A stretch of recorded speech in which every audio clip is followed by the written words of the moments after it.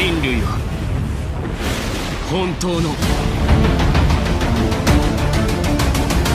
最強を知る。 Citizens of the world, I'm here to change your life.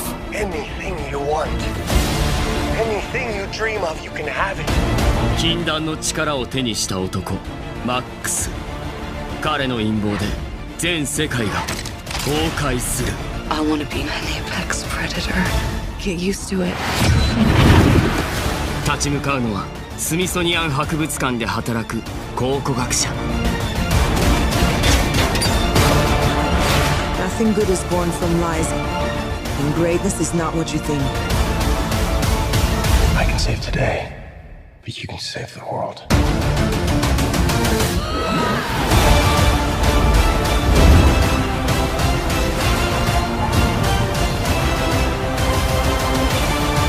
I've never been one for rules.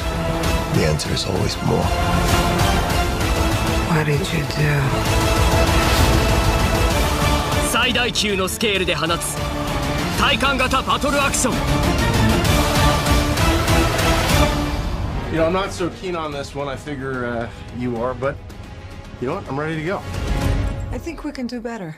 Parachute pants? Yeah, Does everybody parachute now? Welcome back, everyone. It's Charlie. So they dropped a new Wonder Woman 1984 trailer with a bunch of new footage. We'll break it down. Also talk about what's going on with Wonder Woman in the Justice League Snyder cut in the future of the DCEU now that we know that the Flash movie, or at least the Flash producers, have talked about rebooting the DCEU a little bit with the Flashpoint twist. So if you're new to the channel, be sure to subscribe to get all the videos. We'll do a new Amazon giveaway. All you have to do to enter is be a subscriber and let me know what you want them to do with Wonder Woman going forward in new DC movies. If you've been watching all the other big Justice League actors and the newer DC movie actors like the Shazam people or The Rock and the Black Adam movie talk about Wonder Woman, everybody wants her to cross over into their movies that are coming up.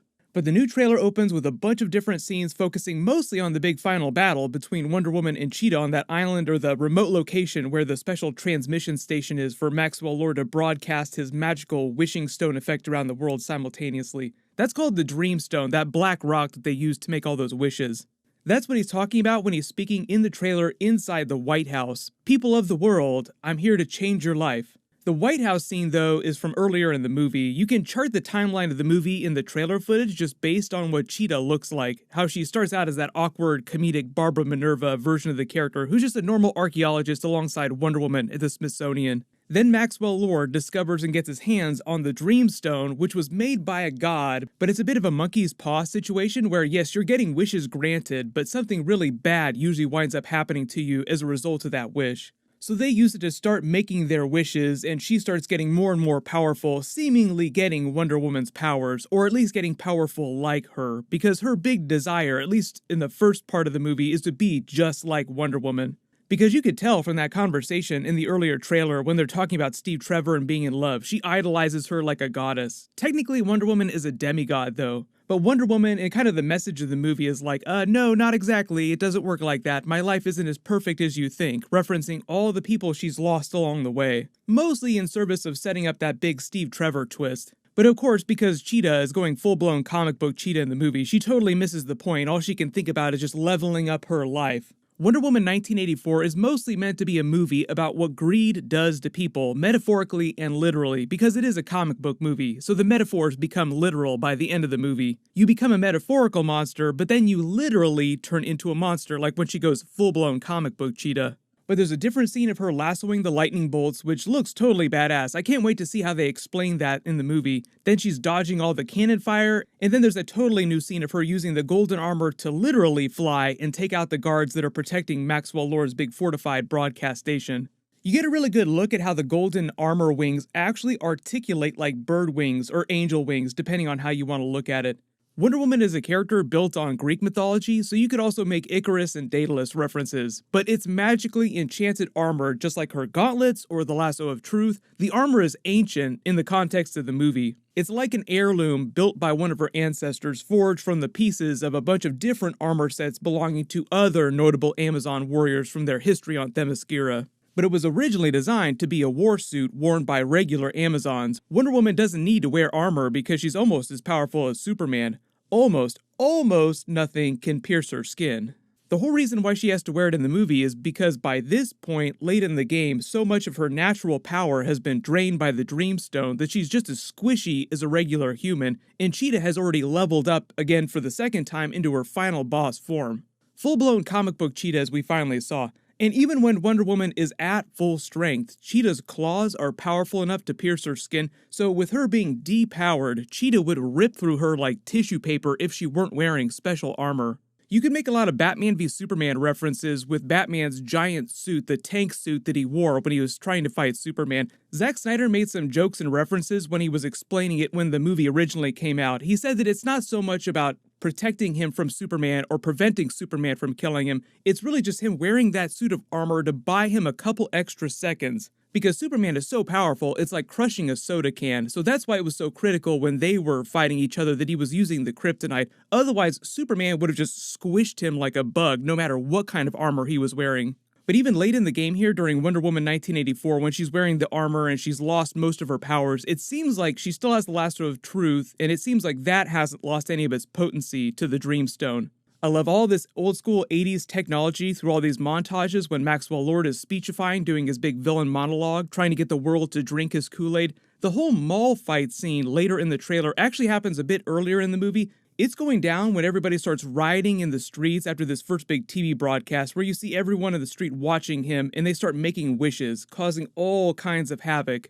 The reason why everyone starts going full-blown crazy town is just a side effect of the Dreamstone granting everyone's wishes simultaneously and what it takes from them in return. Like the law of equal exchange, you can't create something out of nothing. You have to take from one thing to give to another, so one person makes a wish, it inadvertently starts affecting the people around them in negative ways. And this is also true of the Steve Trevor twist too. So her big wish is for Steve Trevor to come back, and that inadvertently brings him back to life, but it just doesn't magic him up out of nothing. They actually have to take from someone else's body to bring Steve Trevor back. I believe the movie is supposed to explain that twist pretty well. It'll be pretty easy to follow. The Cheetah leopard print 80s fashion is totally out of control. I can't wait to see Kristen Wiig go full comic book in the movie. Most of the footage of her at various points in her transformation process do a pretty good job of showing her range as she slowly descends from normal person to comic book villain. You can really see the twist here when she takes down the mugger. This is really early on when she just starts to notice her new abilities like, hey, wait a minute, I'm super fast and super strong. Then there's a scene of what looks like her using the lasso of truth to full-blown fly through the air, but it's not clear when this is happening during the movie.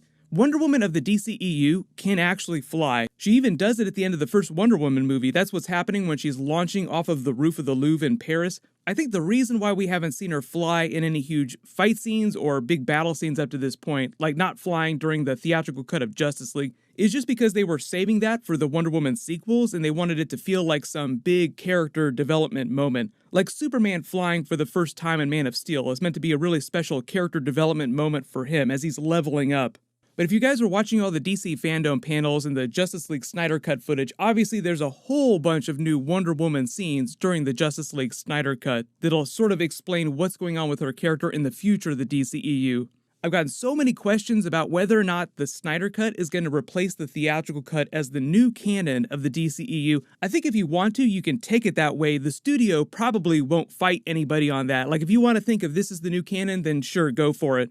When it comes down to continuity and character beats, for the most part, the DC filmmakers, the different directors, kind of are doing their own things with the characters in each of their movies. There's just a loose continuity that sort of ties everything together. When they get to Wonder Woman 3, when that movie eventually comes out, Patty Jenkins will again just kind of do what she wants to with the character, loosely acknowledging some of the stuff that's happened before. But obviously the other big news is that Wonder Woman 1984 is now coming out in December, right on Christmas. So they just decided to delay the movie because theaters aren't totally open in the United States yet. But the good news is it's still coming out in 2020, at least for now. If there are any big changes to the release schedule or anything like that, of course I'll include that in the videos that I make for the movie. So while you wait for everything, click here for that brand new Justice League Snyder Cut trailer and click here for the brand new Batman trailer. Thank you so much for watching. Everyone stay safe. I'll see you guys tonight.